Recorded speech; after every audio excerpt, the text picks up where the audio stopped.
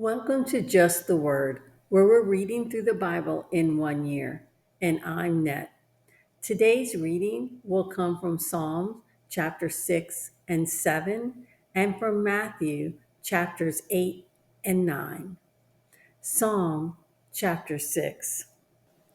O Lord, do not rebuke me in your anger, or discipline me in your wrath. Be merciful to me, Lord, for I am faint. O Lord, heal me, for my bones are in agony. My soul is in anguish.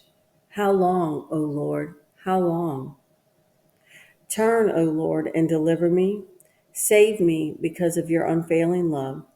No one remembers you when he is dead. Who praises you from the grave? I am worn out from groaning. All night long I flood my bed with weeping and drench my couch with tears. My eyes grow weak with sorrow. They fail because of all my foes. Away from me, all you who do evil, for the Lord has heard my weeping. The Lord has heard my cry for mercy. The Lord accepts my prayer. All my enemies will be ashamed and dismayed. They will turn back in sudden disgrace. Psalm chapter 7. O Lord my God, I take refuge in you. Save and deliver me from all who pursue me, or they will tear me like a lion and rip me to pieces with no one to rescue me. O Lord my God, if I have done this and there is guilt on my hands, if I have done evil to him who is at peace with me, or without cause have robbed my foe, then let my enemy pursue and overtake me. Let him trample my life to the ground and make me sleep in the dust.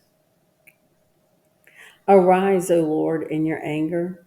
Rise up against the rage of my enemies.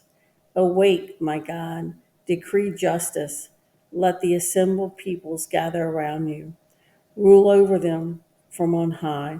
Let the Lord judge the peoples. Judge me, O Lord, according to my righteousness, according to my integrity, O Most High God. O righteous God, who searches my mind and hearts, brings to an end the violence of the wicked, and make the righteous secure. My shield is God Most High, who saves the upright in heart. God is a righteous judge, a God who expresses his wrath every day. If he does not relent, he will sharpen his sword. He will bend and string his bow. He has prepared his deadly weapons. He makes ready his flaming arrows.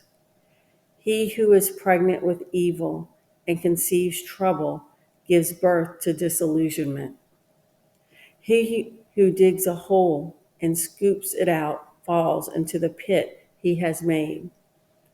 The trouble he causes recoils on himself. His violence comes down on his own head. I will give thanks to the Lord because of his righteousness, and will sing praise to the name of the Lord Most High. Now we move to Matthew. Matthew chapter 8. When he came down from the mountainside, large crowds followed him. A man with leprosy came and knelt before him and said, Lord, if you are willing, you can make me clean.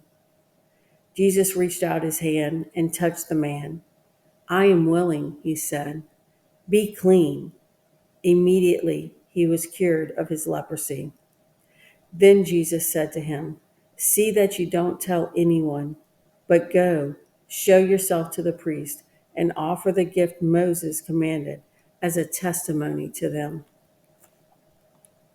When Jesus had entered Capernaum, a centurion came to him, asking for help.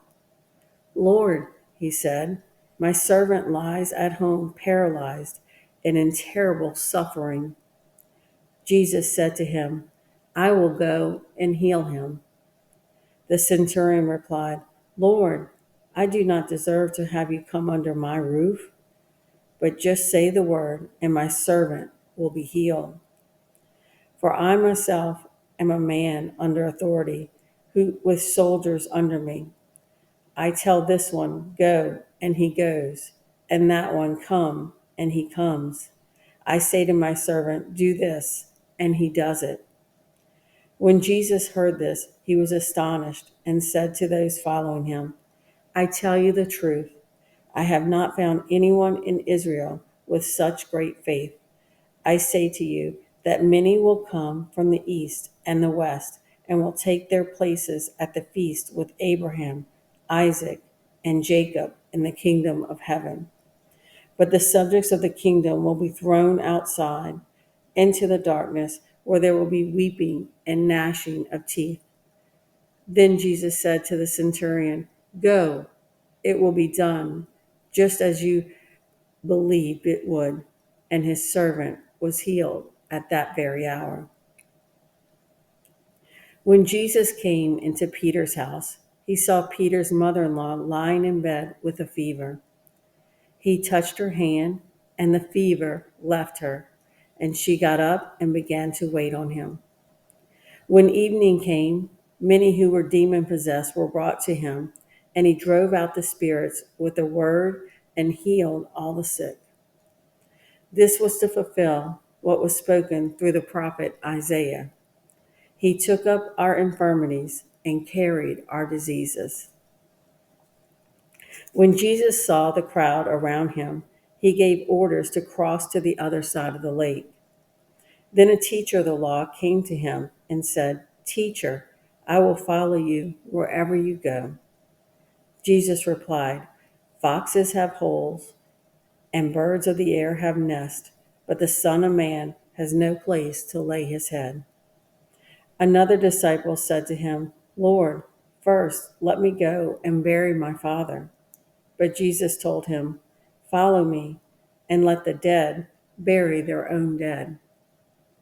Then he got up into the boat, and his disciples followed him. Without warning, a furious storm came up on the lake, so that the waves swept over the boat. But Jesus was sleeping. The disciples went and woke him, saying, Lord, save us. We're going to drown. He replied, You of little faith, why are you so afraid? Then he got up and rebuked the winds and the waves, and it was completely calm. The men were amazed and asked, What kind of man is this? Even the winds and the waves obey him.